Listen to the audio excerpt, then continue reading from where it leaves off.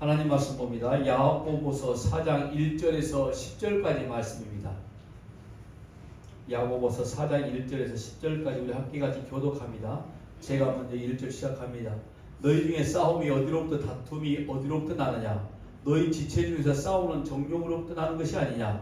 너희는 힘을 내어 얻지 못하여 살인하며 시사에도 너희 취하지 못함으로 다투고 싸우는도다. 너희가 얻지 못하는 구하지 아니하기 때문이요. 구하여도 받지 못하면 정욕으로 쓰려고 잘못 구하기 때문이라. 가난하느니라 세상과 얻는 것이 하나님과 원수를 알지 못하느냐. 그러므로 누구든지 세상과 무엇이 되고자 하는 자는 스스로 하나님과 원수가 된 것이니라. 너희는 하나님이 우리 속에 거하게 하신 성령이 시기하기까지 사모한다 하신 말씀을 헛된 줄로 생각하느냐?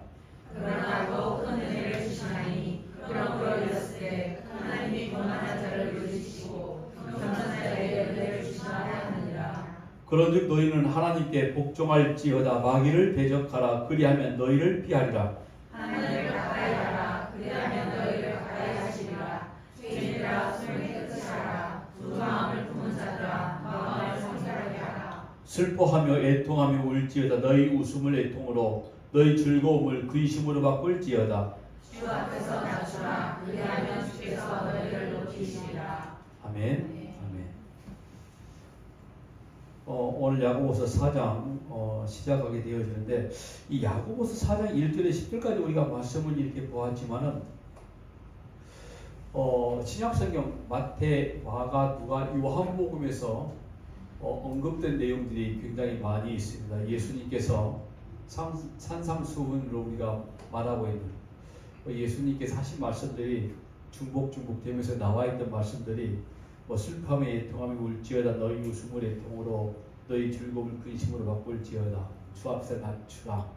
근데 이 말씀들을 보면은 시작이 어떤 거였냐면 싸움, 다툼, 마치 우리가 인생 살아가는 동안에 우리의 화를 분노를 참지 못하고 내어 품어내는 화, 이 한마디로 성질 부림, 이런 것들을 우리가 충분히 이렇게 이해할 수도 있습니다만은 결코 이 내용들이 쭉 읽어 나가다 보니 그 내용으로 일관되어 있지 아니하고 여러 가지 내용들이 겹치는 걸 보면은 꼭 그런 내용을 말씀한 게 아니다. 왜요? 성경은 구속사적인 사건을 통해서 계속적으로 말씀하고 있기 때문에 먼저 우리가 이 말씀이 예수 그리스도 구속, 십자가의 은혜와 어떤 연관이 되어 있나, 하나님의 자녀로서의 어떤 영적인 일들을 생각하고 고민하고 선포해야 되느냐, 여기에 우리가 먼저 관심을 두기 시작한다고 그러면 결국 이 말씀을 가지고 우리가 우리 인생살이에 적용을 해서 그러니까 분내지 말자, 화내지 말자, 시기하지 말자 이런 쪽으로 결론을 절대로 내리지 않는다는 거죠. 굳이 이 말씀을 가지고 우리가 그런 이야기를 종종 들어왔기 때문에 이렇게 제가 서론을 시작하는데 여러분들이 성경을 많이 읽으시죠? 그 어느 누구 하나 자신 있게 아멘 하신 분들이 없어요? 많이 읽는 거 알고 있습니다. 자, 질문할게요. 호세아서의 중심이 뭘까요? 호세아서의 중심이 많이 들어왔죠? 힘써 여호와를 알자. 예, 하나님을 아는 지식. 호세아서의 전체적인 내용의 요약이 그렇습니다. 호세아서 4장 6절 우리 같이 한번 읽어볼까요? 내 백성이 지식이 없으므로 망하는도다. 내가 지식을 버렸으니 나도 너를 버려 내 제사장이 되지 못하게 할 것이요 내가 내 하나님의 율법을 잊었으니 나도 내 자녀들을 잊어버리리라. 내 지식을 버렸으니 난 너희를 버리겠다. 그 지식이란 어떤 거죠? 하나님을 아는 지식입니다. 그러니까 하나님을 바로 알지 못하니 그들은 망할 수밖에 없는 거죠. 하나님을 제대로 알지 못하니까 성경을 오용하고 남용하고 잘못 사용하는 거죠. 성경을 제대로 알지 못하니, 즉 하나님을 정확히 파악하지 못하다 보니까 하나님의 거룩한 진리를 늘 우리의 삶 속에 자꾸 적용시키려고 하는 의도가 나타나기 시작하는 거죠. 물론 우리의 삶 속에 적용할 수 있습니다. 그런데 먼저 적용하기 이전에 뭘 먼저 바라고 그랬죠? 그리스도의 대속의 역사가 어떻게 이 말씀에서 묻어져 있고 선포되어져 있는가, 이걸 먼저 확인해야 내 자신이 어떤 모양에서 구원받았는지를 확인할 수 있는 거거든요. 성경은 창세기에서 요한계시록까지 줄기차게 말씀하고 있는 그와 같은 내용입니다. 해서 제가 오후 예배 때 지금 베델 성경을 준비하고 있다고 그랬죠. 제가 처음에 베델 성경을 처음 접할 때도 굉장히 놀랍게 됐습니다. 아, 성경을 이렇게 보는 관점이 있었구나. 그러니까 삶 속의 적용 부분이 하나도 나오질 않아요. 그리고 또 제가 성경을 보면서 다시 보게 되니 구속사에 대한 사건들이 너무 기가 막히게 일목요연하게 표현되어 있는 게 그 베델 성경이라는 공부 프로그램이었습니다. 그래서 아마 베델 성서에서 하는 것보다 조금 더 다른 모양으로 제가 지금 준비를 하고 있는데, 그 덕분에 제가 또 책을 요즘 또 두어 권 사서 또 보고 있잖아요. 아, 이런 내용이구나. 그러니까 성경에서 과연 무엇을 이야기하고 있을까? 지난주 혹시 말씀 기억나십니까? 지혜에 관한 말씀을 제가 말씀을 했었는데, 지혜, 세상적이고 정욕적이고 마귀적인 이런 지혜의 특징은 시기와 다툼과 요란과 모든 악한 일이 있다. 그리고 위롱턴한 지혜는 기억나십니까? 성결, 관용, 양순, 긍휼, 오랜 참음. 갈라디아에서 나오고 있는 성령의 열매에 관해서 분명히 말씀을 하고 있었거든요. 그러니까 이외서부터 내려오는, 이외서부터 임한 지혜가 그와 같은 것이었다. 그러면은 이외서 내려오는 지혜는 사실 우리가 어느 정도 흉내를 낼 수 있다라고는 보여지지만 우리가 절대로 할 수 있는 게 아니라 이미 그 일을 이루신 예수 그리스도를 믿고 따라가는 것이 성령의 열매가 우리의 삶을 통해서 증거될 수 있다는 거였거든요. 일단 우리는 잘 하지 못한다는 게 먼저 시작이었습니다. 자, 질문 한번 더 해볼게요. 지난주에 제가 말씀을 드리지 않는 것 같아서 우리가 지혜, 위로부터 난 지혜, 그러면 우리가 지혜의 근본을 성경에서 뭐라고 말씀하고 있죠? 지혜의 근본은?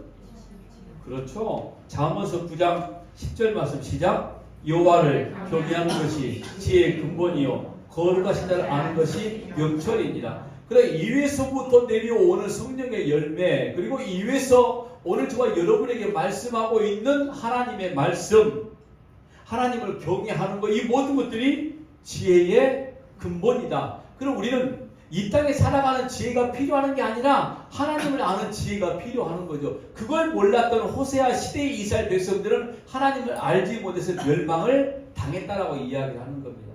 어제도 이 말씀을 드렸는데, 하나님을 몰라서 멸망을 당하기도 하지만은 하나님을 제대로 알지 못하니까, 즉 제대로 배우지 못하니까, 제대로 성경을 우리가 하나님의 거룩한 진리로 바라보지 못하니까 그런 결과물이 나올 수도 있다는 거죠. 잘 내가 알고 있다, 배우고 있다, 수십 년을 알 수 있다 라고 말을 한다 할지라도 성경의 정확한 진리를 모르면은 진짜 아니에요. 제 선배 목사님 중에 이런 분이 계셨습니다.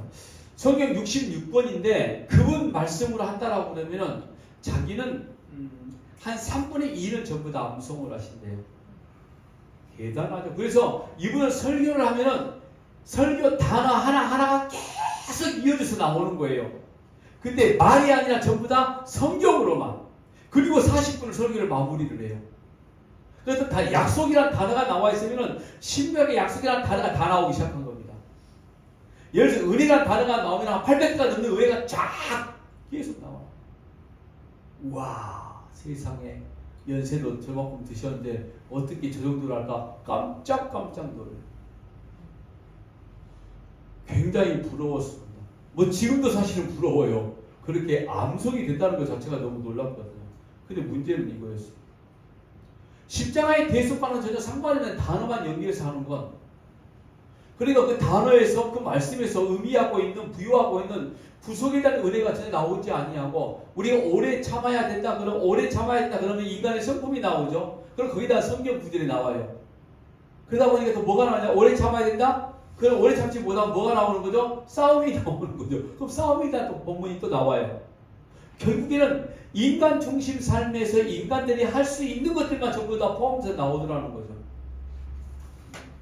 나중에 가만히 이제 제가 성경에서 뭘 말씀하고 있는가 이걸 보기 시작하니, 아, 정말 내가 성경을 암송해서 이렇게 나온다면 더할 나위 없이 좋지만은 그렇지는 못하지만 그래도 그 성경의 본문이 앞에서 뒤에서 가운데서 말하고 있는 내용이 어떤 것인가를 정확히 파악하는 게 중요하다라는 걸 깨닫기 시작한 겁니다.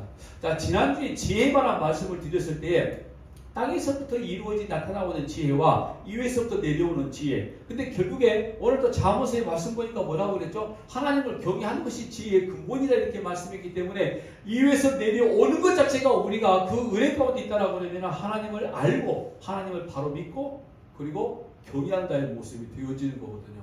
오늘 저와 여러분이 위로부터 내려오는 하나님의 은혜 가운데 하나님의 말씀이 밝게 보여지길 주의 이름으로 부탁합니다. 사실 그래서 이 지난주에 나와 있는 이 말씀과 오늘 이 말씀이 계속 연결되는 부분이 있는데 오늘 이 4장 1절 말씀에 너희 중에 싸움과 다툼이 어디로서부터 온다고 물어봤거든요. 그랬더니 뭐라고 말하죠? 정욕에서부터 온다고 그랬습니다. 싸움, 다툼. 제가 가끔 이런 이야기 하거든요. 저희 이제 친한 친구들끼리 모였을 때 하는 이야기입니다.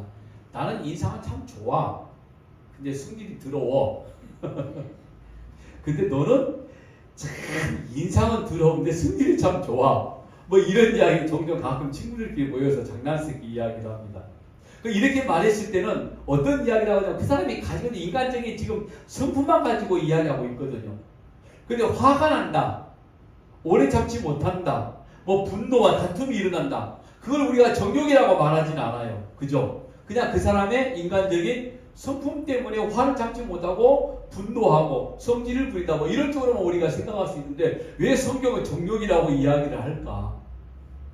다툼을 싸움을 왜 정욕이라고 표현하고 있을까? 정욕이란 말이 에피디메오 갈망하다 어떤 것을요? 금지된 것을 갈망하는 마음을 정욕이라고 이야기를 합니다. 근데 에피란 단어와 디모스란 단어가 합성된 단어가 이 정욕 에피디메오 단어인데 에피는 이외에도 있고 앞에도 있고 반대편에 가장 중심적인 단어가 되어야 돼요. 그래서 많이 쓰여지는 거, 이 에피란 단어를 이 사용되는 용례를 말씀을 보니까 하나님과 상관이 없는 인생을 살고 있는 단어가 쓰여진 게 에피란 단어였어요. 그러니까 하나님 반대편에 있어서 하나님이 말씀하는 것 말고 다른 것들을 이야기하는 이게 바로 에피란 단어였습니다. 그 디모스 화난다. 그런데 이 포도주가 들어가 있는 건 어떤 거냐면은 이 입으로 들어가는 포도주로 인해서 자기의 감정을 다스리지 못한 상태, 그러니까 썩난 분노 이런 것들을 표현한다는 게 디모스인데 이걸 한 단어로 섞은 게 바로 정욕이다. 그런데 이 정욕적인 모습을 가장 먼저 보인 사람이 있습니다.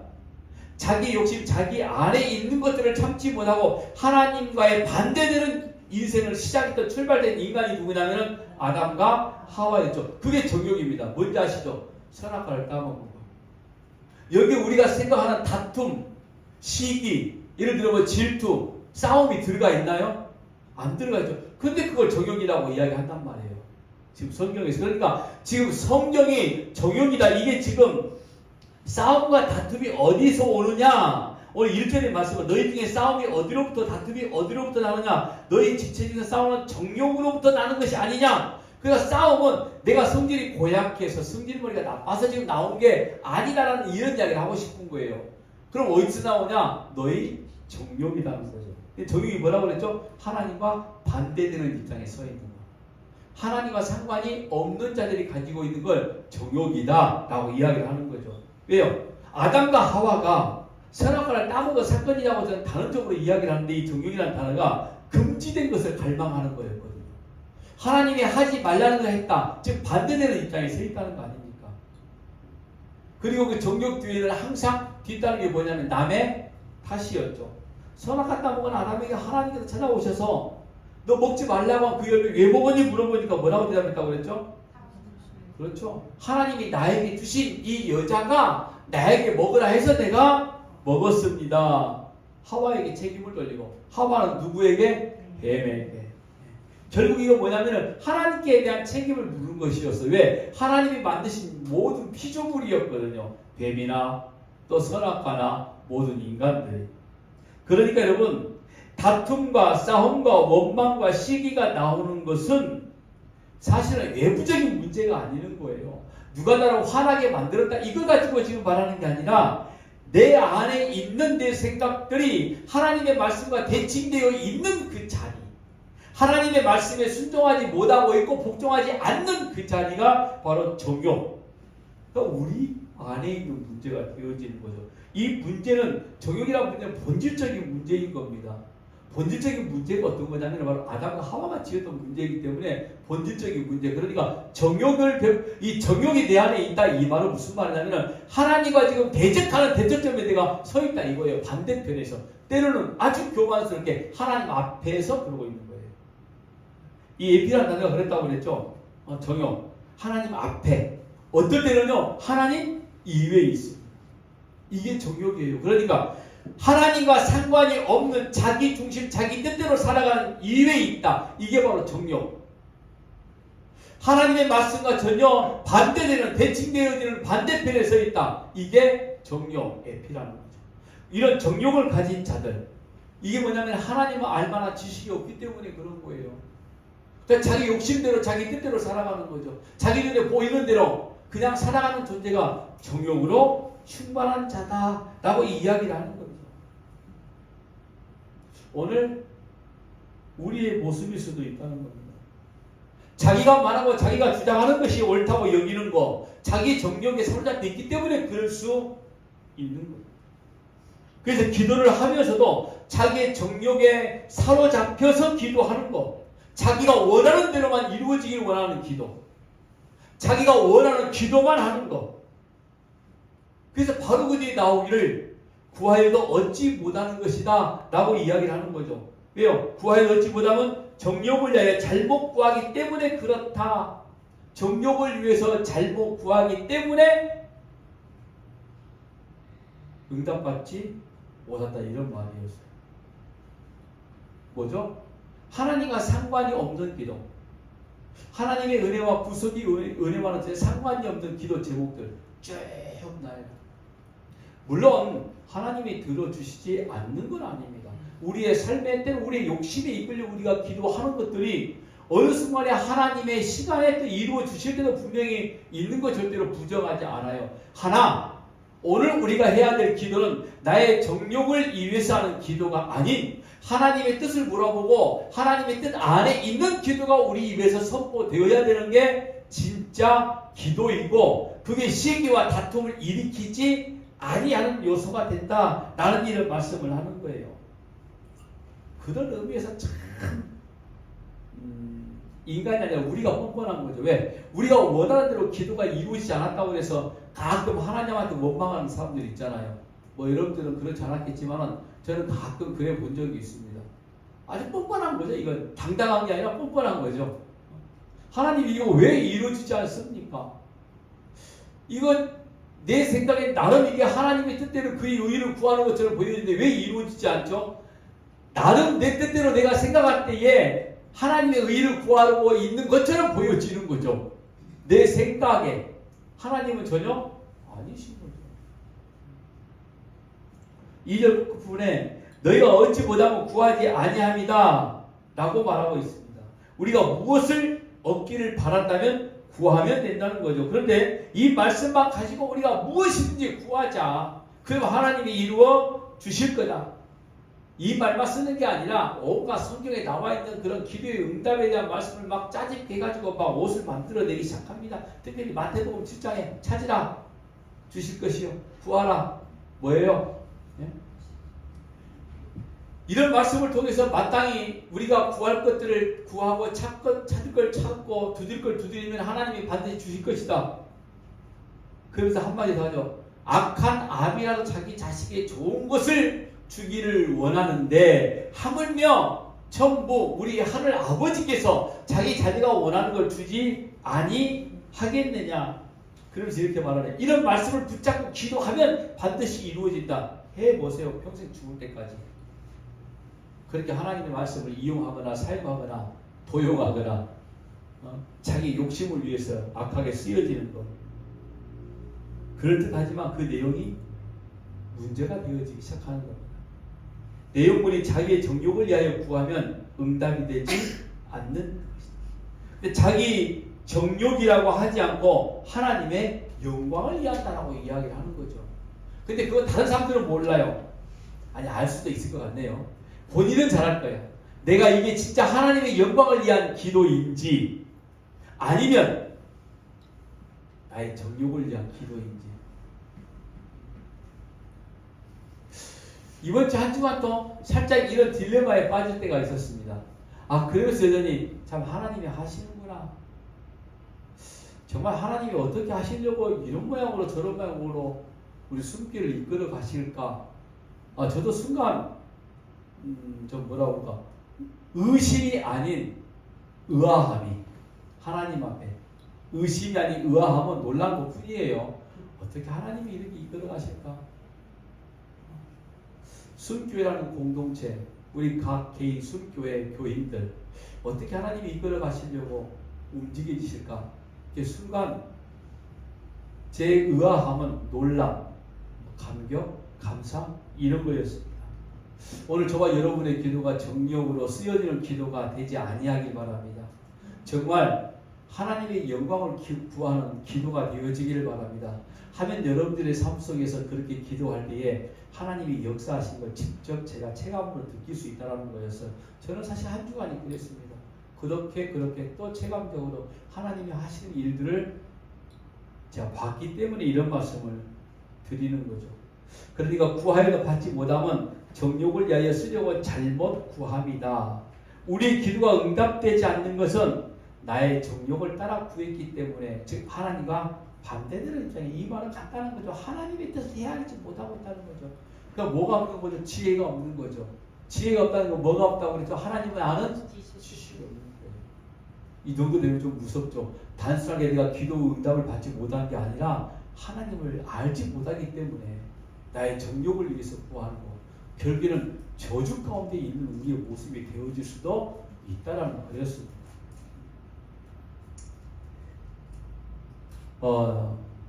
우리가 그래서 우리의 기도를 진짜 뒤돌아봐야 나의 기도가 얼마나 정욕적이었는지, 얼마나 강렬한 기도였는지, 아니 예배도 하나님의 말씀도 어찌 보면 우리가 하나님을 이용한다고 그럴까요? 그런 모습들이 굉장히 많이 있는 거죠. 사실 그 정욕이, 예수님이 이 땅에 오셨을 때 그 정욕 때문에, 인간들의 정욕 때문에 예수 그리스도가 십자가에 못 박아 죽게 만든 그런 일들인 거죠. 뭐 이런 말씀을 드리면 대부분의 사람들이 그러면 기도할 것이 없다라고 이야기를 합니다. 그런 분들은 지금까지 내가 얼마나 나의 유익을 위해서 기도해왔는지 그걸 생각해 보면 돼요. 기도할 게 없다? 그럼 우리가 뭘 기도를 해요? 그러면 지금까지 우리가 그렇게 쓸모없는 기도를 많이 해왔다는 거예요. 나의 정욕을 위해서. 기도할 게 없다 그러면은, 그럼 내가 기도할 게 이런 기도였네요? 이런 기도가 이루어져야 되네요? 그럼 진짜 기도가 뭔지 아는 거고요. 그래서 여러분들이 생각 잘해야 되는 거예요. 속으로 혹시 그런 의심을 가지고, 그럼 목사님 나 기도할 게 아무것도 없는데요? 그럼 지금까지 정욕을 위해서 기도한 거라니까요. 그럼 이렇게 기도해야 되는 거군요. 그럼 진짜 기도를 하기 시작하는 것이고요.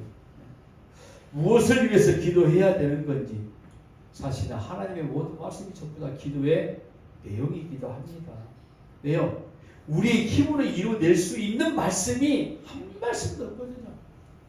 전부 다 하나님이 선포하신 그 말씀이 은혜가 우리가 있기 시작하거든요. 기도라는 게 제가 한번 칼럼에도 올렸지만 먼저 자기 부인으로부터 시작되어지는 게 진짜 기도가 이루어진다는 거죠. 나의 부인, 포기, 나는 할 수 없음 하니 나는 오직 바라볼 수 있는 게 오직 하나님의 은혜일 뿐입니다. 이게 정말 기도라고 이야기하는 거죠. 그러면서 여기까지 가게 되는 겁니다. 현재 내게 있는 걸로 나를 족하게 하옵소서. 거기까지 가게 되는 거죠. 진짜 차원 있는 기도 아닙니까? 근데 오늘날 우리 현실 한번 보자고요. 너무나 우리가 우리 눈에 보이는 가치들을 위해서 열심히 기도하고 있죠. 자, 분명히 말씀합니다. 잘못된 거 아닙니다. 할 수 있어요. 다만 그렇게 내가 원하는 것들을 위한 기도가 나의 정욕을 위한 기도인지 하나님의 영광을 위한 기도인지 그건 여러분들 스스로가 판단해야 되는 문제이죠. 그럼 제가 옆에서 또 판단해 주기도 할게요. 진짜 하나님의 영광을 위한 기도. 그래서 어떤 결론이 나게 된지 아십니까? 4절 말씀 보니까 간음한 여인들아. 갑자기 왜 간음한 여인들아 이 말씀이 튀어나온 거죠? 세상과 벗된 것이 하나님과 원수됨을 알지 못하느냐. 그런지 누구든지 세상과 번치되고자 하는 자는 스스로 하나님과 원수되는 것이니라. 이 말씀은 지금 정욕을 설명하고 있는 거예요. 정욕을. 자, 정욕이 뭐라고 그랬습니까? 하나님과 반대되는 입장에 서 있다고 그랬죠. 하나님보다 먼저 앞서가는 겁니다. 이게 바로 정욕이었거든요. 그러면 하나님과 상관이 없는 자, 이게 바로 세상과 함께 있는 자, 그러니까 세상과 연합된 자, 그래서 간음한 자라고 이야기를 하는 겁니다. 여기는 간음한 여인, 여자를 말하는 게 아니라 간음한, 즉 하나님을 하나님으로 섬기지 아니하고 하나님의 뜻 가운데 있지 아니하고 자기 정욕대로 살아가는 모든 인간들을 총들어서 간음한 여인이라고 이야기하는 거예요. 왜요? 하나님의 뜻과 상관이 없는 자이기 때문에. 오늘 저와 여러분이 그래서 간음한 여인이 되어질 수 있는 거 아닙니까? 행위가 세상적이라는 겁니다. 자기 마음대로라는 게 바로 세상적인 것이고요. 여러분, 대부분의 사람들, 사실 우리 교회라는 게 성경에서 우리가 세상 가운데서 나가야 된다. 세상에 우리가 살고 있지만 세상과 같지 아니한 존재다. 그래서 너희가 세상에서 나가야 돼. 라고 이렇게 그림을 보여준 게 출애굽 사건이라는 말씀 드렸는데 기억나시죠? 출애굽 사건인 겁니다. 그래서 우리는 애굽 땅에 살고 있는 존재가 안 되는 거죠. 우리는 하나님이 원하시는 하나님의 나라로 가야 되는 것이었어요. 그걸 바로 하나님이 지리적으로 가나안 땅을 설명해 주시는 거였고요. 그러니까 가나안 땅은 현재 지리적으로 이스라엘 땅이다 이게 아니라 우리가 하나님의 뜻대로 살아가는 나라가 바로 그 땅이 가나안 땅이다. 그러니까 우리는 그 땅에 살아가야 되는 그런 존재였거든요. 우리는 어쨌든 이 애굽, 바벨론, 그러니까 세상의 권세와 세상의 힘과 세상의 모든 힘들이 모여있는 곳에서 자꾸 나가야 되는 존재거든요. 근데 우리 기도가 사실 정반대죠. 거기서 나가야 된다, 나가라, 또 나가야 됨을 그림으로 설명해 주고 있음에도 불구하고 우리는 우리는 예수 믿고 잘 믿고 잘 살아볼게요. 이게 세상 가운데 들어간다는 거죠, 지금. 이게 탈출해야 되는데, 애굽에서 나와야 되는데, 다시 애굽으로, 아니, 처음부터 나가기 싫은 거였겠죠. 다시 또 돌아가는. 여러분, 이 내용이 바로 마귀가 예수님을 유혹했던 내용 아닙니까? 그래서 세상적인 것을 우리가 마귀적이라고 이야기를 하는 거죠. 세상적인 걸 그래서 우리가 마귀적인 것이다 라고 이야기를 하는 겁니다. 그 마귀의 유혹을 밀쳐낸 게 바로 십자가의 거룩한 은혜였고, 그래서 교회가 여러분 세상을 사랑한다 라고 이렇게 말하는 것은요, 하나님과의 관계가 원수된 관계가 되어버렸다는 거예요. 근데 교회가 세상을 미워했다 이 말은 하나님과 연합된 관계다 이걸 말하는 거죠. 근데 연합된 관계는 정욕을 부리지 않는 것이고, 하나님과 원수가 된 것은 하나님과 알만한 지식이 없는 존재, 거기는 정욕과도 자기 뜻대로 자기 마음대로 살기도 하는 거. 오늘 야고보 사도가 이걸 이야기하는 거예요 지금. 저희도 이렇게도 우리가 말할 수 있죠. 정욕에 있는 자들은 정말 행함이 없는 믿음을 가진 존재인 거죠. 자기 뜻대로 살아가는 존재이니까 하나님의 말씀 가운데 있지 않는 거기 때문에. 5절 말씀 볼까요? 너희는 하나님이 우리 속에 거하신 성령이 시기하기까지 사모한다 하신 말씀을 헛된 줄로 생각하느냐. 우리 속에 거하신 성령께서 우리를 시기하기까지 사모한다라고 이렇게 이야기해요. 사모한다. 왜 그런다고 보면 우리에게 성령을 보내신 것은 우리가 우리의 것이 아니라 주의 것으로 우리를 삼으셨기 때문에 성령을 보내신 거였거든요. 그 증명이 고린도전서 6장 19절 20절 말씀인 겁니다.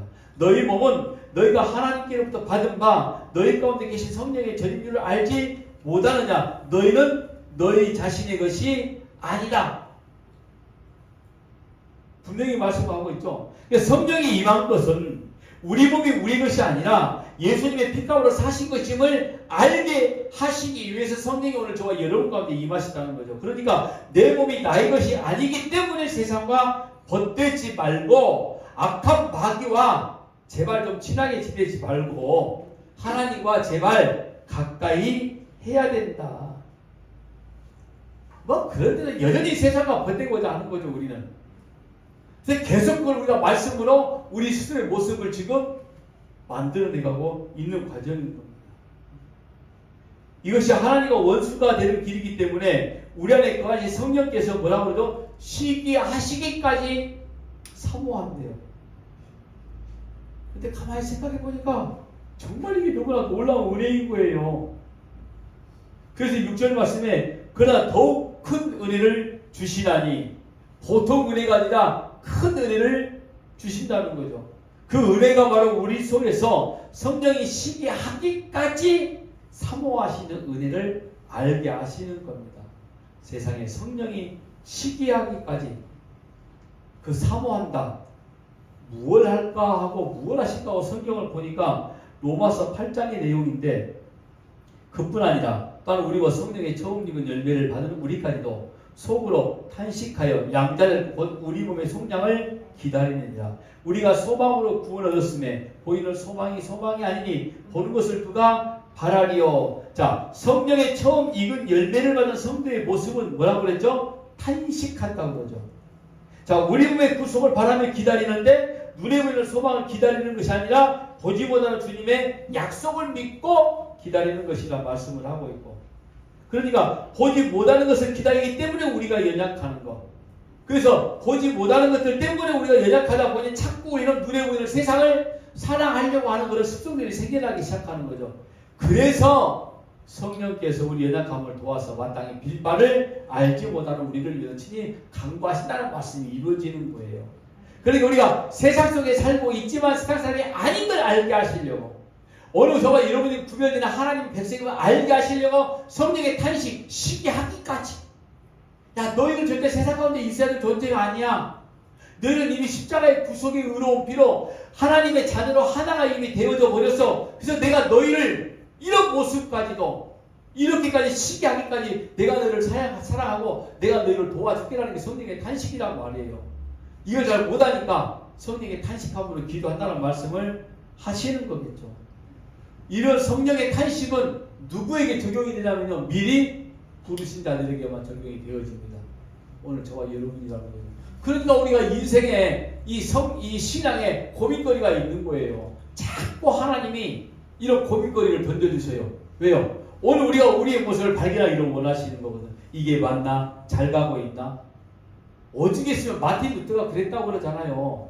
종교개혁을 일으켰던 거 마틴 루터가 오직 의인은 믿음으로 말미암아 살리라, 이 말씀을 깨닫고, 와, 지금까지 내가 믿은 건 잘못 믿었네.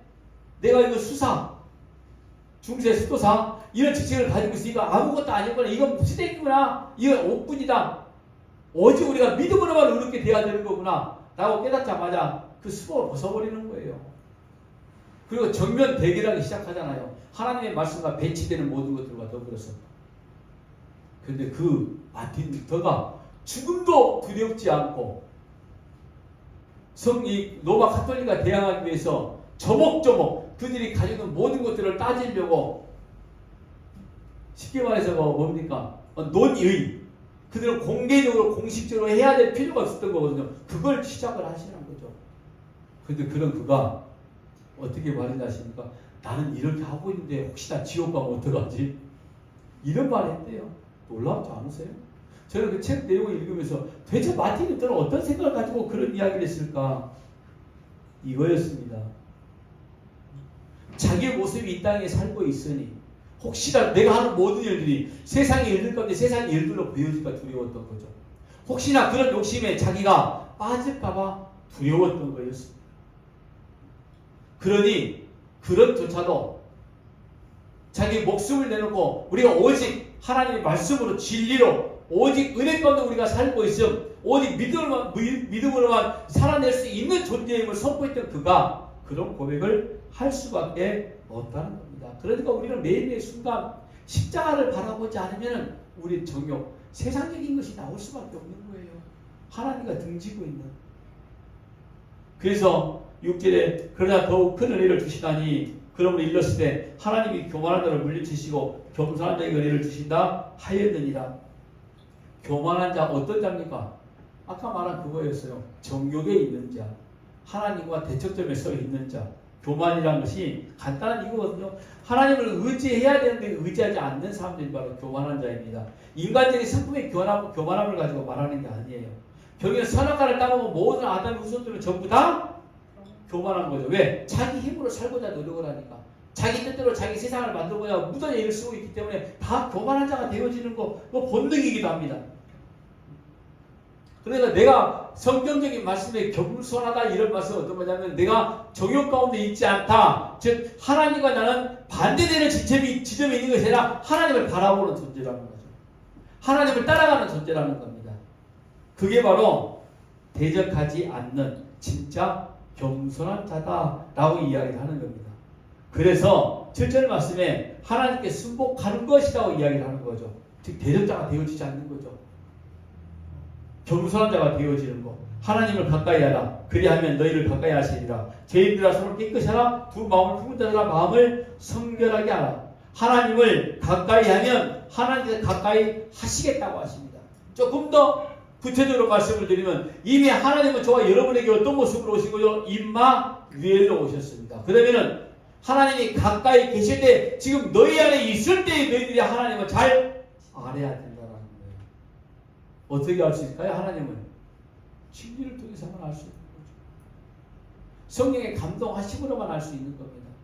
그리고 성령의 감동하심은 늘 하나님의 말씀과 함께 있는 것이고요. 그래서 하나님의 말씀과 그리고 우리가 깨어 기도함으로 성령의 역사와 성령의 지혜로 이런 모든 것들을 알게 만드시는 거죠. 결국은 그러니까 성부, 성자, 성령, 삼위일체 하나님의 작품이 어떤 거냐면 오늘 저와 여러분이 이 자리에 앉아있게 만든 것이고 우리가 기도할 수 있게 만들어 주신 것이고 우리가 그 말씀대로 순종할 수 있는 마음의 결심도 한번 해보게 되어지는 것이고 이게 바로 하나님이 나와 함께 동행하신다는 믿음의 증거란 이야기를 하는 거예요. 이게 바로 정욕 가운데 있지 않는 자입니다.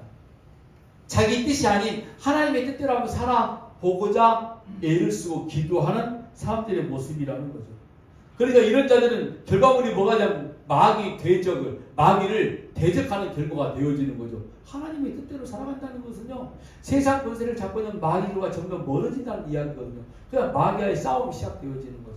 그 싸움을 이길 수 있는 것은 진리, 십자가의 구속밖에 없는 것이고요. 8절 말씀 보니까 하나님을 가까이 하라. 그리하면 너희를 가까이 하시리라. 죄인들아 손을 깨끗이 하라. 두 마음을 품은 자들아 마음을 성결하게 하라. 하나님을 가까이 하고 싶으시죠? 이미 가까이 계십니다. 그걸 성경을 통해서 아시면 되는 거예요. 우리가 정욕 가운데 있지 아니할 수 있습니다. 하나님과 함께 하나님이 나와 함께 동행하심을 믿음으로 고백하는 자는 정욕 가운데 있지 않는 믿음의 증거가 되어져요. 하나님과 함께 동행하시다 보니 오늘 저와 여러분의 삶의 열매가 하나님께 영광이라는 고백이 터져 나오는 거죠. 내 욕심이 아니라는 거죠. 여기에 손을 깨끗이 하라 이 말은요, 외면적인 행동을 말하는 거였었거든요. 너희 행동, 이걸 말씀하는 거죠.